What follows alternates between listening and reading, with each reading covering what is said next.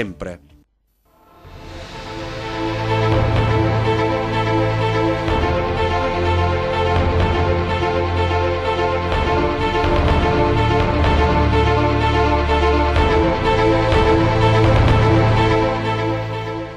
La guerra mi ha rubato 6 anni di vita, ma gli ultimi 7 mesi sono stati interminabili, trascorsi nel peggiore dei modi possibili, in Germania, poco sopra Monaco di Baviera, prigioniero dei nazisti nel campo di concentramento di Dachau, a meno di 500 km dal paese dove sono nato, la stessa distanza che c'è tra Milano e Roma. Chi parla è Enrico Vanzini, ora 92enne, in L'ultimo Sonderkommando italiano. La sua vicenda inizia a 18 anni, non ancora compiuti, quando viene inviato militare in Grecia. Dopo un anno di assoluta calma i tedeschi, dopo l'8 settembre del 43, lo spediscono in Germania con un treno merci assieme ai commilitoni rifiutatisi di aderire all'esercito del Terzo Reich. Con altri 2 italiani evasi finisce nei lager e lì gli commutano la fucilazione con l'internamento. A Dachau conosce la fame, le bastonate, il gelo. Le domeniche carica sui carri i cadaveri lasciati fuori dalle baracche. Gli capita di dormire tutta una notte abbracciato ad un morto. Sul piazzale assiste al massacro di una 60ina di uomini ebrei appena arrivati. Stacca dal filo spinato un internato suicida. Viene ridotto in fin di vita da 2 infermieri a cui si rivolge. Tanti episodi che rimarranno per sempre nella memoria di Enrico, ma tra i più terribili ci sono quelli vissuti ai forni, dove assieme ad un compagno francese elimina fino a 330 cadaveri per notte. Uno dei ricordi che più lo commuove a distanza di 70 anni riguarda una vecchia contadina tedesca che riesce a dargli un tozzo di pane nero e per questo viene uccisa. Quel pezzo di pane non l'ho mica mangiato, mi sembrava di mangiare un pezzo del suo cuore. L'ho portato a casa e mia mamma, che non mi riconosceva perché pesavo 29 kg ed ero pelle e ossa, in chiesa l'ha donato a Dio.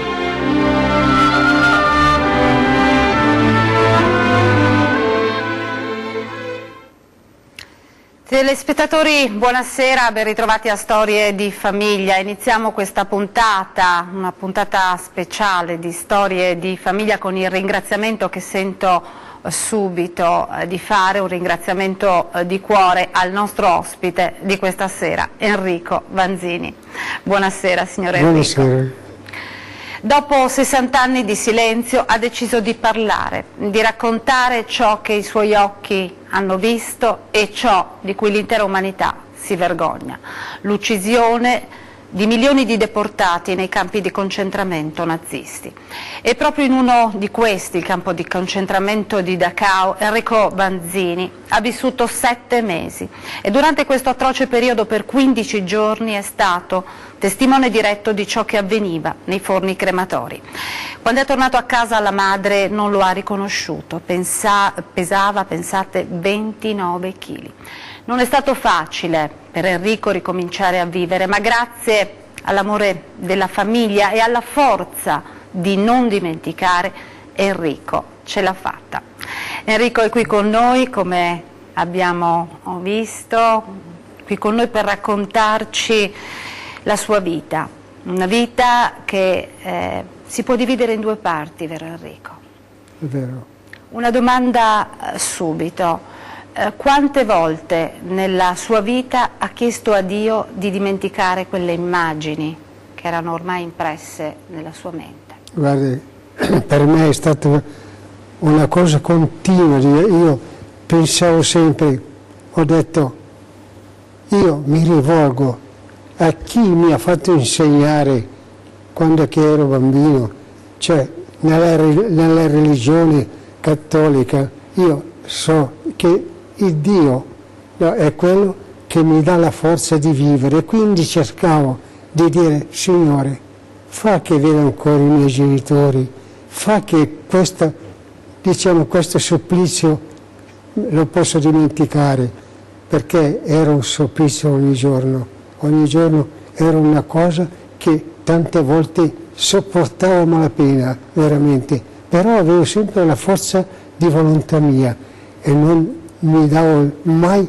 di dire ad altri pensieri di farmela finita, ma tanta gente si buttavano sulla rete, che c'era la rete, una rete che c'era la corrente a 1000 volte e bruciavano.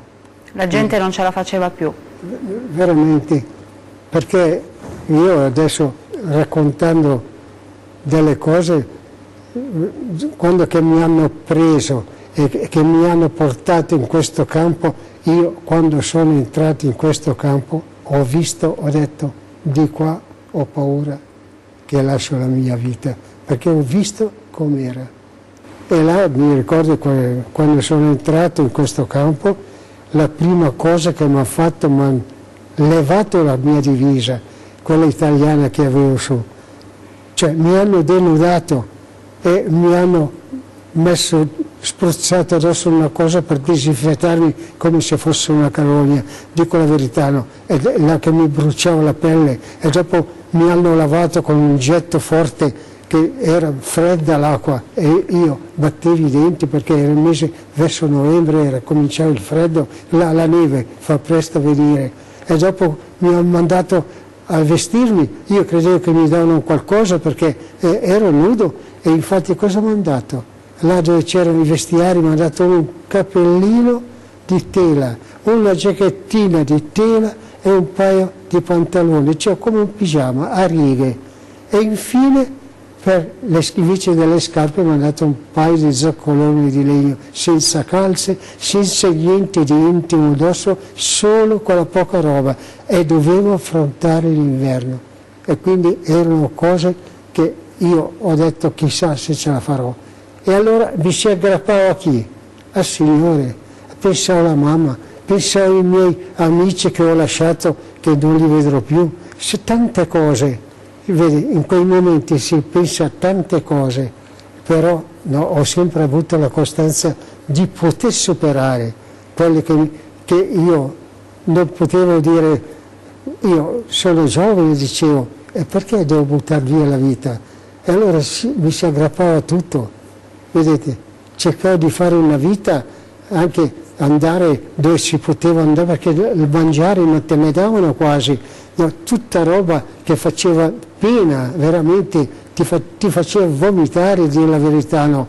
E quindi io, allora, le dico una cosa sola, quando che io mi hanno dato questa divisa, mi hanno detto vai a prendere il numero, sono andato a prendere il numero 123.343, mi ricorderò sempre, e io prendo questo numero, mi hanno dato il triangolo per sapere che nazionalità eri, e dopo mi hanno mandato dove c'erano i capannoni, là c'era 30 capannoni, e allora entro, che era quasi sera, entro in questi capannoni e vedo il letto castello, c'era 4 piani, ma c'era poco da un letto castello all'altro, 40 centimetri che si toccava con la spalla girandosi sopra all'altro, e si dormiva perché non c'erano pagliericci né coperte, un ambiente freddo perché non è mai stato riscaldato, e in più questi letti a castello sotto banco, dicevo,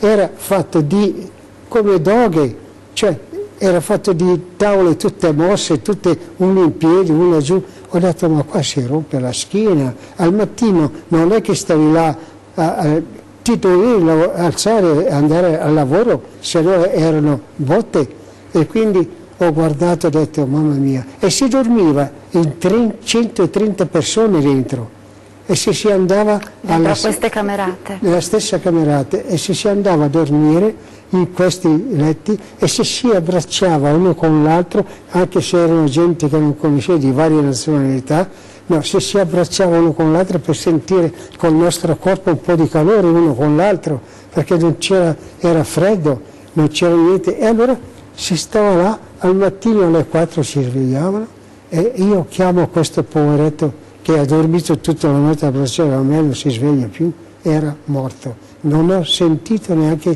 che moriva, come uno che viene un infarto. Vede, e là si doveva portarli giù e portarli fuori, ma non con la divisa, con questa divisa, con questi stracci, no, nudo come i giorni che sono nati, e dopo si lasciavano anche 8-10 giorni là, perché si andava la domenica, quando che non si lavorava, si andava in giro a prendere tutti questi morti, se ne caricavano anche 2 carri di morti, e si andava a prendere questi poveretti fuori che stavano fuori sotto la neve, sotto le intemperie, il ghiaccio il freddo, e si prendevano che sotto andavano già in decomposizione, vedi? E senza mascherine, senza guanti, con questi zoccoloni che dovevano strascinarli, perché li perdevi, non era il mio numero, era un numero e mezzo di più, vedi? E le gambe, cioè i piedi si aggonfiavano, cominciavano a diventare blu, le mani, vedi? Tutti i lavori peggiori ce li facevano fare per farsi morire prima del tempo, vedi? Enrico Vanzini e come lui tutti quei deportati che accompagnavano i prigionieri nelle camere a gas era un Sonderkommando. Aiutava i prigionieri a svestirsi, tagliavate loro i capelli, estraevano i denti d'oro e soprattutto si occupavano di trasportare i corpi dei cadaveri dalle camere a gas ai forni crematori. Questo è il racconto di Enrico Vanzini di questa sera a Storie di Famiglia, un racconto che è stato riportato anche da un libro che è stato scritto da Roberto Brumat, a quattro mani immagino con Enrico Vanzini, e Roberto è qui con noi. Grazie per essere nostro ospite, Roberto. Parleremo, quindi continueremo con il racconto attraverso la voce, la testimonianza drammatica del nostro signore Enrico Vanzini, subito dopo una breve pausa di pubblicità, e conosceremo bene anche Roberto. A tra poco.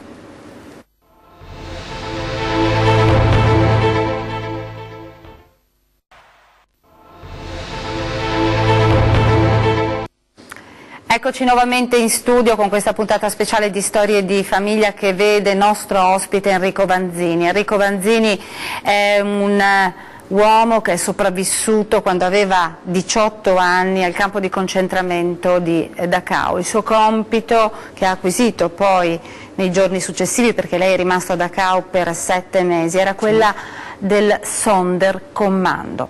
Chiediamo a Roberto Brumat, che ha scritto un libro proprio sulla vita del signor Vanzini, il cui titolo è L'ultimo Sonderkommando italiano. Che cos'è? Dunque, il Sonderkommando in tedesco significa squadra speciale. Erano le squadre costituite da internati obbligati dalle SS a fare il lavoro sporco che loro non volevano fare, cioè a buttare nei forni crematori i cadaveri dei loro compagni.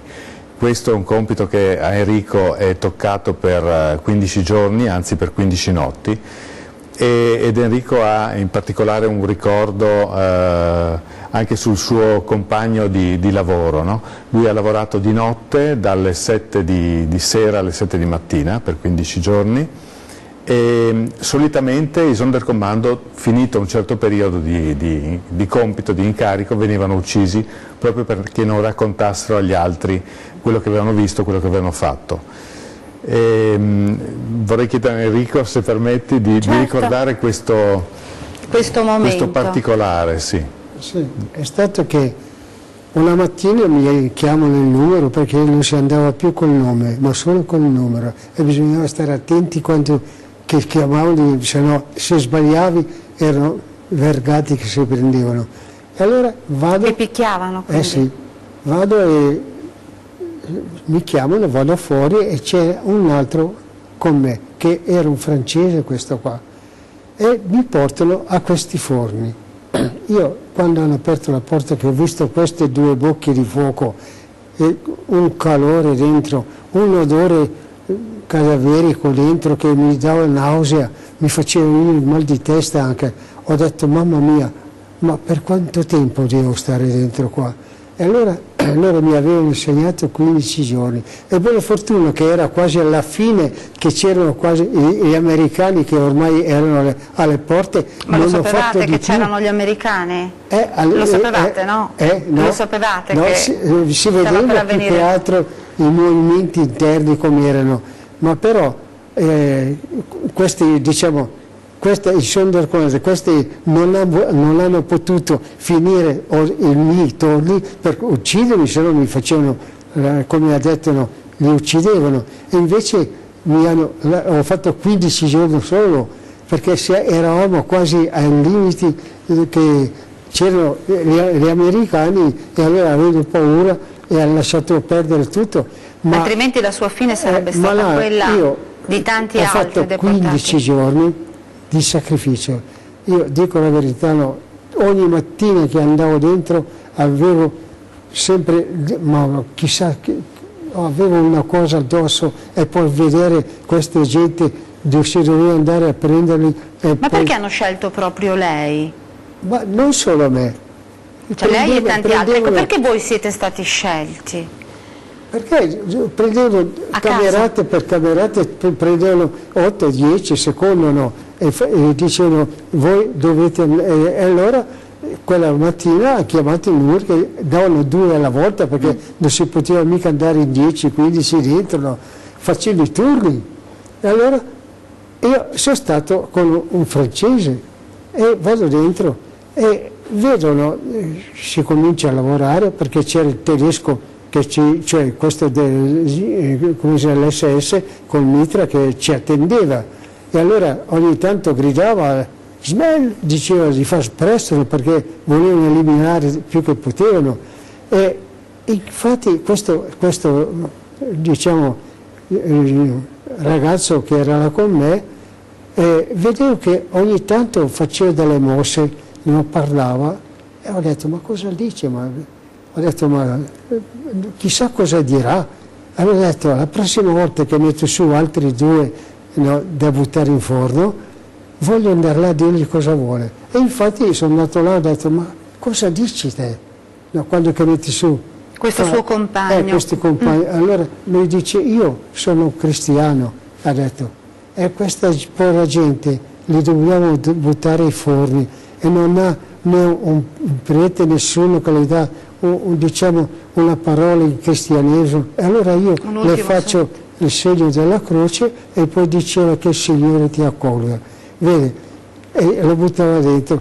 E io ho detto, ma ho riflettuto adesso, ma che ragione, ho detto.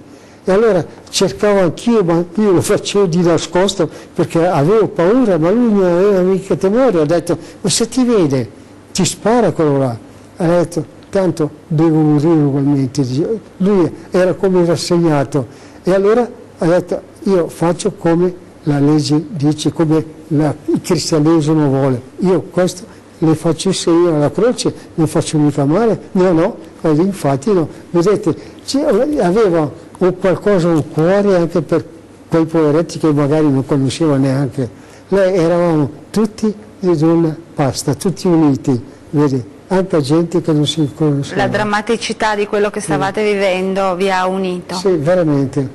E poi le racconterò una cosa di quando, di quel russo che era dentro, che c'era un russo, un ragazzo russo della mia età, che lui era dentro nella nostra capannone, che dormiva là una sera, dopo circa un mese di più che ero dentro, avevo la schiena che non ero più capace di resistere e mi si attaccava con la giacchettina di tela che avevo su. E dopo guardo e vedo che mi vengono fuori tutti i foruncoli sulla schiena, sulle gambe, sulle braccia. No, era il sangue che si ammalava, lo sfogo del male, buona fortuna che mi è venuto fuori, se mi veniva interno io morivo. E allora cosa ho fatto? Io ho detto tutta la notte avanti e indietro perché non ne potevo più. Al mattino sono andato là dal capo che c'era e gli ho detto guarda che io non posso lavorare, l'ho fatto vedere, mi ha detto vai in infermeria. E quasi quasi avevo un po' di paura di andare dentro, perché dicevano stai attento che se stai 2 o 3 giorni, il 4º giorno se non vai fuori guarda che ti fanno una puntura e ti fanno morire. E infatti era così. Io ho detto tutto al più mi daranno un unguento, qualcosa perché non ne potevo più. E allora vado dentro, c'erano 2 ragazzi là con camice bianco, non sapevano niente, di dottore, e allora mi ha detto cosa vuoi, e allora lo faccio vedere, avevo la giacchettina in mano, l'ho fatto vedere la schiena, allora hanno detto bene mettiti sul tavolaccio là, c'era un tavolaccio di marmo, sono messo là con la schiena su. Convinto che aspettavo la medicassero? Che mi medicassero, mi danno magari un unguento o qualcosa. Vengono dopo 10 minuti e allora ridevano tra di loro quando sono stati là vicino, hanno levato di dietro le mani e c'era in mano un nervo lungo così di cuoio, sai quei nervi di cuoio tutto attorcigliato che ogni colpo ti pelava la schiena, e là ha cominciato a battermi tutte e due sulla schiena, mi hanno spaccato tutti i foruncoli, io gridavo e chi chiamavo? E dicevo mamma aiutami, dicevo, Fado che la tua presenza mi dà un po' di sollievo, io non ne posso più, dopo dicevo Signore fammi morire piuttosto, o se no fa che smettano, perché non ne potevo più, sentivo che mi mancava anche la visione, come uno che gli viene, no, che io ho detto mamma mia qua mi fanno morire, e infatti no, piangevo come un ragazzo, un mal pianto da piccolo come dentro là, e infatti no, cosa mi hanno detto? Mettiti là, avevo la schiena Brandelli, sono messo, ho detto no, ho detto no, perché lui mi ha detto di mettere sulla branda, ho detto no, perché sapevo che potevano fare quel che dicevano lì fuori, e allora ho cercato di andare fuori, mi hanno dato un calcio, mi hanno buttato fuori e io non ne potevo più, avevo come il fuoco nella schiena, vedi? E allora ho detto mamma mia, ho tirato via la giacca e sono andato sulla neve, c'era 30 centimetri di neve, sono andato con la schiena sulla neve, perché? Perché col fresco sentivano manco quel calore, mi sembrava di passarmi un po' anche quello che sentivo. Vedete, erano cose che... disumane. E poi prendo, ho detto adesso mi sembra che mi sia elucidato un po' la vista, ho detto vado dove c'è il capannone, vado dentro, era chiuso, perché alle 7 chiudevano e aprivano alle 7 alla sera quando si andava dentro. Ho dovuto star fuori tutta la giornata, rannicchiato vicino al capannone con la temperatura che era vento, neve, un freddo, un gelo, e avevo le mani che erano mezze blu, e infatti alla sera aprono, vado dentro e mi sono messo vicino al muro, perché sui cosi non potevo stare, sulle, come si chiama, i letti, perché erano tutti a roghe. Allora sono messo là seduto vicino al muro, ma non ero capace di stare su con la schiena, perché era brandelli. Allora sono andato là, ero così, e questo ragazzo lavorava, è venuto alle 7, è venuto a casa dal lavoro perché era nelle cucine. Questo suo? Sì, questo russo era, no, e avevo circa la mia età. E allora mi ha visto in quell'istante e si è come commosso. È venuto là, mi ha alzato il mento, e mi ha guardato in faccia, mi ha sorriso, e dopo mi ha detto no, in parole no, perché non si comprendeva, ma in gesti mi ha detto come ci penso io, no. E io sono rimasto là e ho detto chissà cosa vuol fare.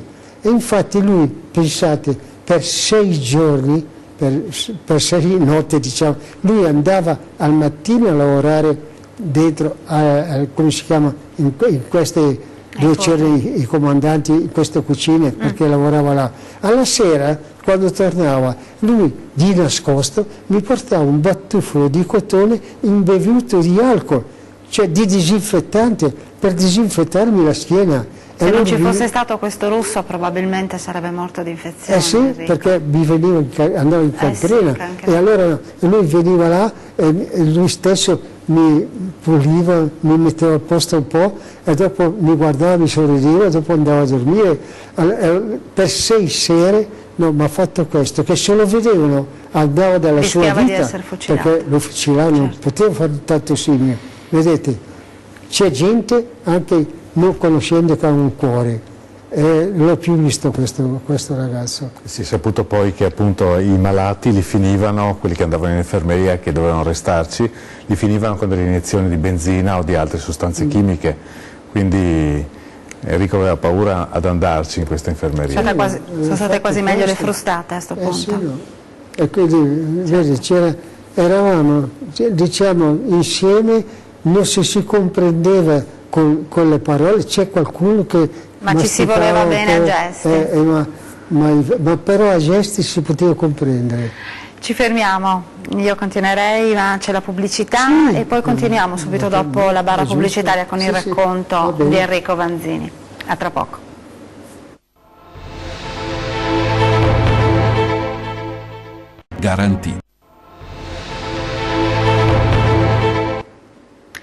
Eccoci in studio con Enrico Vanzini. Enrico Vanzini è un sopravvissuto del campo di concentramento di Dachau. Ci sono state delle atrocità in quel campo, sì, quelle che ricorda e che non è riuscito a dimenticare, Enrico. Guardi, io è stato un giorno, una domenica di mattina, mi hanno messo a pulire una siepe che è vicino a dove c'era le cucine dei comandanti. Siccome che alla domenica questi ragazzi che facevano le guardie così andavano a divertirsi, allora lasciavano qualcuno di guardia. E allora io ho detto, mamma mia, ma chi arriva? Ho visto una tradotta che entrava, ho visto il cancello che si è aperto, entrava un treno. Ho detto, ma da dove vieni? E infatti ero là nascosto, che se mi vedevano, e quindi vedo che scendono donne, bambini, anche bambini in braccio, piccoli, neonati, anche di 3 anni, 5 anni, 7, cioè un po' più ragazzotti. Ho detto, mamma mia, ho detto, ma questi mi sembrano ebrei. E infatti no, gli uomini, no, c'erano le donne, queste qua, come si chiama? Italiane, sì, che prendevano questi ragazzi e li tiravano via dalla mamma o dal papà, che si attaccavano alle gole, che non volevano e li buttavano su sul treno, ancora sui vagoni, e gli uomini li hanno messo sul piazzale grande dove si facevano gli appelli. E allora io ho detto, mamma mia, ma cosa vuoi che... E infatti vedo che il treno dopo un po' cammina e torna indietro. Ho detto, ma chissà dove vanno? Forse andranno senz'altro da Auschwitz, perché qua non possono, non c'erano donne e bambini, erano tutti giovani, insomma, uomini. E infatti vedo che che ha messo questi uomini, sarà stato una sessantina, poco più, e sono là, in questo piazzale, arriva un camion. Prima gli hanno dato un qualcosa da mangiare con un pezzo di pane, insomma. Dopo arriva un camion militare, si gira e si mette con il retro verso la piazza. E ho detto, ma cosa faranno? Tirano sul telone e dopo sento 2 mitraglie che cominciano a sparare.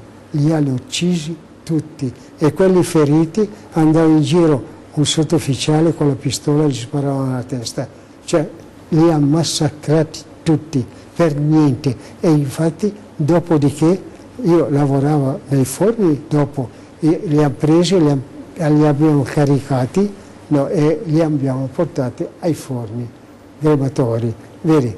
E un'altra volta che lavoravo là, di 15 giorni, io avevo la sera libera, la notte, arrivano circa 70-80 ebrei, e gli dicono di andare dentro nelle camere ragazze, dicevano che c'era le docce, li hanno messi dentro e hanno aperto il gas. Quindi queste persone erano convinte di andare a fare la doccia, invece hanno aperto il gas e sono rimasti tutti là. E io al mattino vado che dovevo andare a questi forni, che ero comandato di andare là, e c'è il capo là che mi ha detto, apri quella portina, perché c'era 2 bocche di fuoco, no? Le 2 più grandi, che là si lavorava sempre giorno e notte, si può dire. Di qua, sempre là vicino, c'era un altro forno che andava soltanto quando che dentro alla camera gas c'erano questi ebrei, oppure che arrivavano, che li uccidevano. E allora si doveva bruciarli subito. Io vado là, mi ha detto, apri queste porticine, ho aperto, un'ondata di gas che mi è venuta addosso, andavo dentro senza mascherina, senza guanti, né niente, là c'era anche malattie che si potevano prendere. E allora vado dentro e ho detto, come si fa? Erano tutti abbracciati uno con l'altro,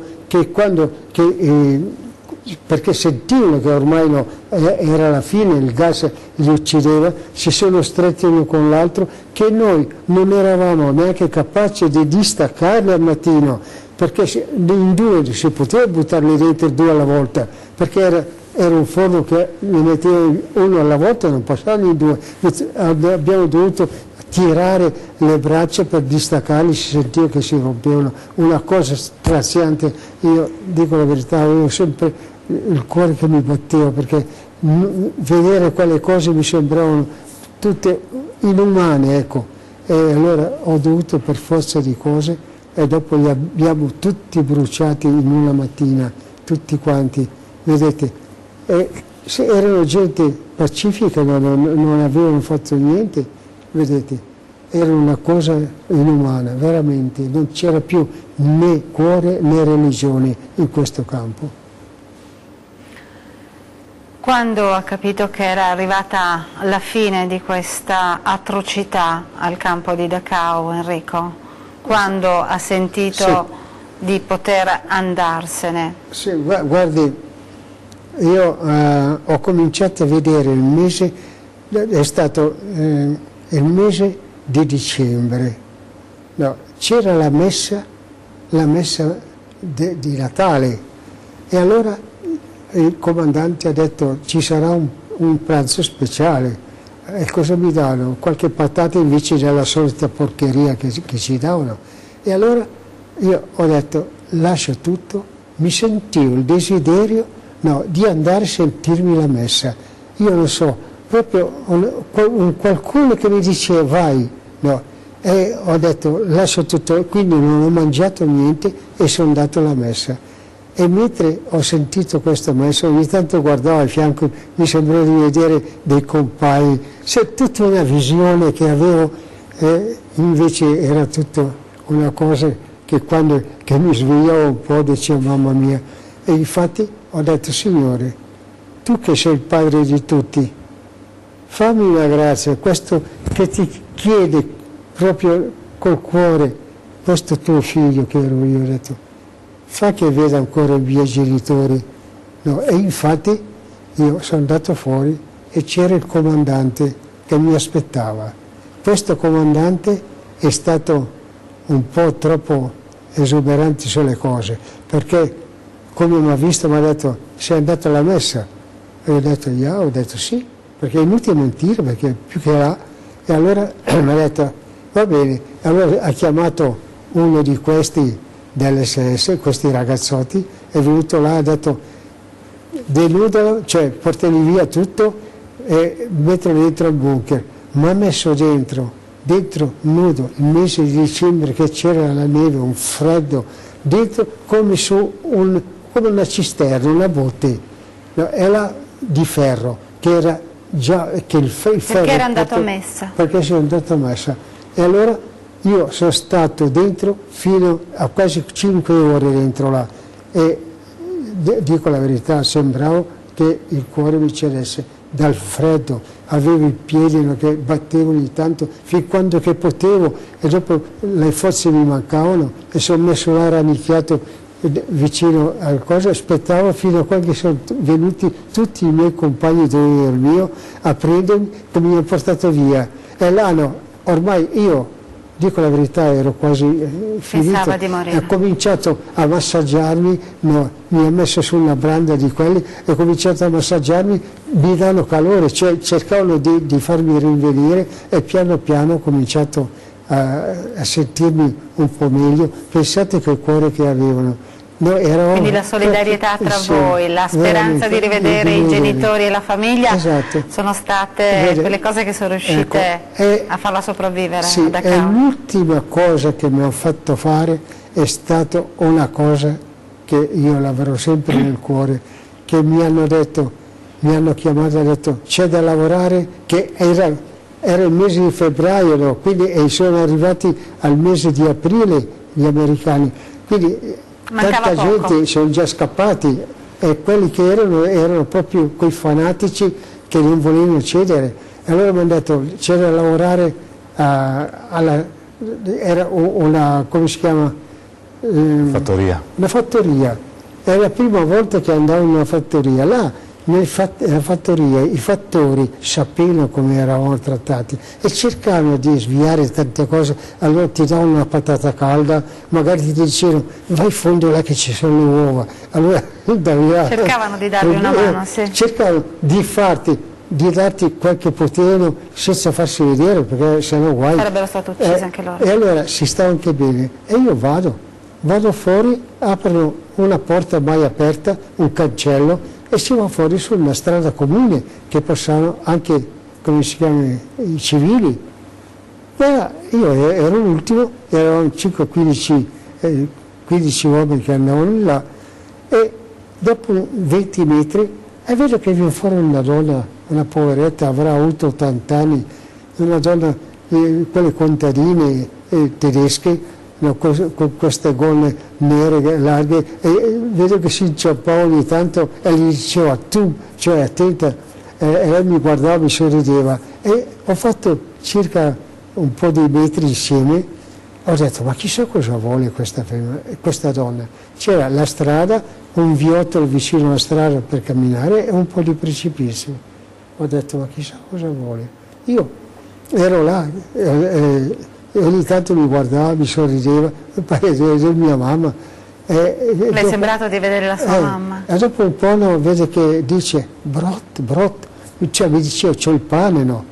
E ho detto, no, ho detto di no, perché quello là, ho detto, se ti vede, gli sparano, e quindi e lei poverina diceva, brotto, guten Essen, lei pensava che io non lo volevo perché il pane non era buono, e lei mi diceva, guten Essen, cioè buono, no, da mangiare, e io tutto un tratto ho guardo e vede che mette dentro la mano, dentro a queste gonne, e tira fuori un pezzo di pane nero così. Io dove lo metto che non avevamo nelle tasche di niente?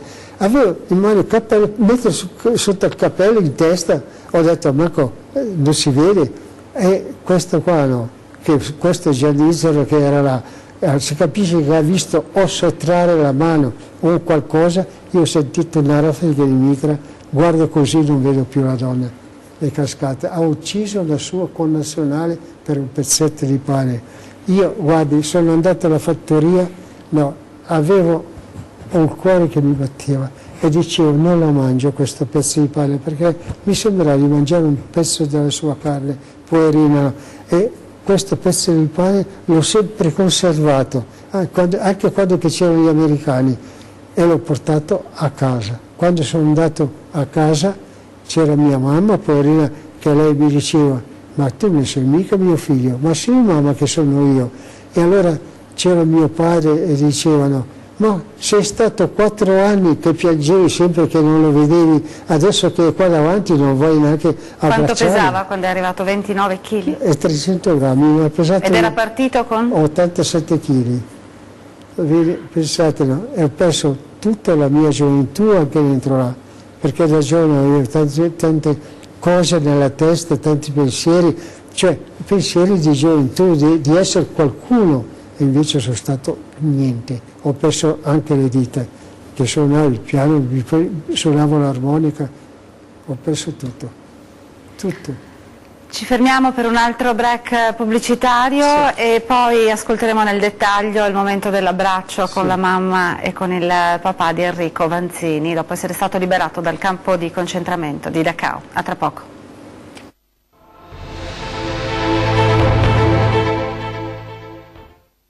Sempre.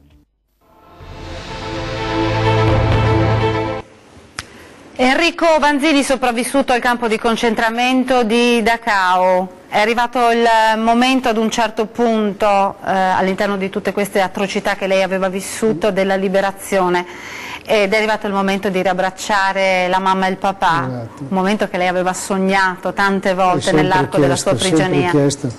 Cioè, io ho sempre chiesto di poter avere questa gioia, perché il caso era 4-5 anni che non sapevo più niente.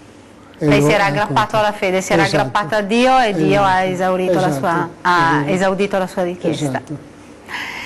Signor Enrico, è stato veramente un piacere averla nostra ospite, grazie di cuore a quest'uomo per quello naturalmente che sta facendo, cioè quello di ricordare ogni giorno le atrocità vissute per far sì che tutto ciò non venga dimenticato. Siamo consapevoli di quanto per lei debbano essere pesanti le parole dei suoi racconti, dei suoi ricordi, per questo siamo molto fieri di averla avuta ospite questa sera a Storie di famiglia. Grazie e grazie di cuore. Grazie a lui, grazie naturalmente a Roberto Brumet, che ha naturalmente raccolto la testimonianza del signor Enrico e l'ha riportata in questo libro. Ricordiamo il titolo, edito da Rizzoli. L'ultimo Sonderkommando italiano.